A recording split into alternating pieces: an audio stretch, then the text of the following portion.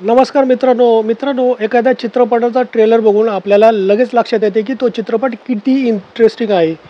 तो चित्रपट आपल्याला विनोदाद्वारे हसवू शकतो का किंवा तो चित्रपट एखादा परफेक्ट मर्डर मिस्ट्री बनवू शकतो का। थोडक्यात काय तर बाळाचे पाय हे पाळण्यातच दिसून येतात। अगदी असे झाले आहे दशावतार या चित्रपटाचे। काही गोष्टी अगदी उठून दिसतात त्या म्हणजे प्रोडक्शन व्हॅल्यू अतिशय चांगल्या दर्जाची आहे।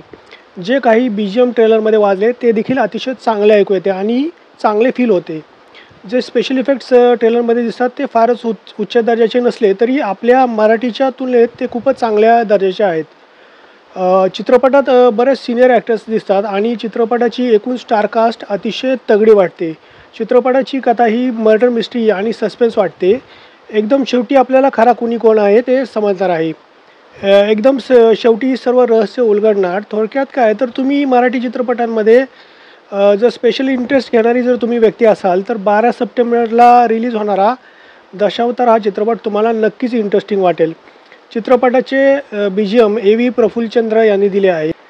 AV प्रफुल्लचंद्र हे मराठीतील एक अतिशय नावाजलेलं नाव आहे, ज्यांनी यापूर्वी बऱ्याच मोठ्या प्रोजेक्टवर काम केलं आहे। त्यांनी यापूर्वी जारण, रानटी, नाळ 2, घर बंदूक बिर्याणी, क्रॅश कोर्स, रान बाजार, गोदावरी अशा वेगवेगळ्या चित्रपटावर आणि वेब सिरीजवर काम केले आहे।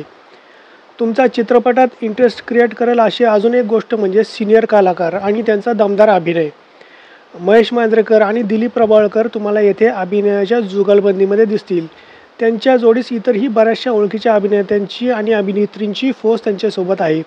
सीनियर कलाकारांबरोबरच अभिनय बर्डे, प्रियदर्शनी इंदलकर, सिद्धार्थ मेनन असे यंग लोक देखील आपल्याला दिसत आहेत।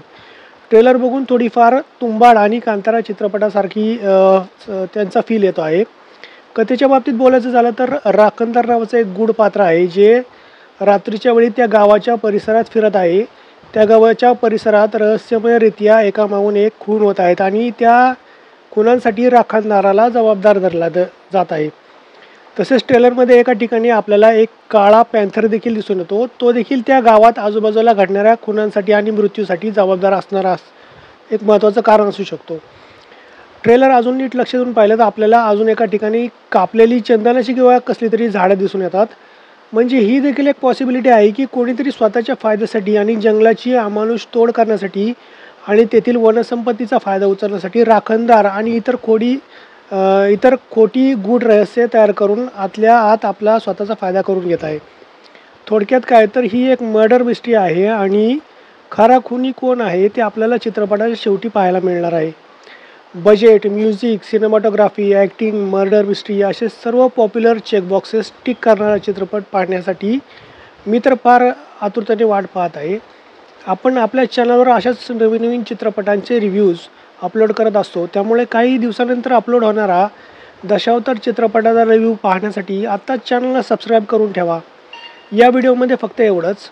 भेटूया पुन्हा एकदा अशाच एखाद्या व्हिडिओमध्ये। तोपर्यंत टाटा, गुड बाय, सायोनारा।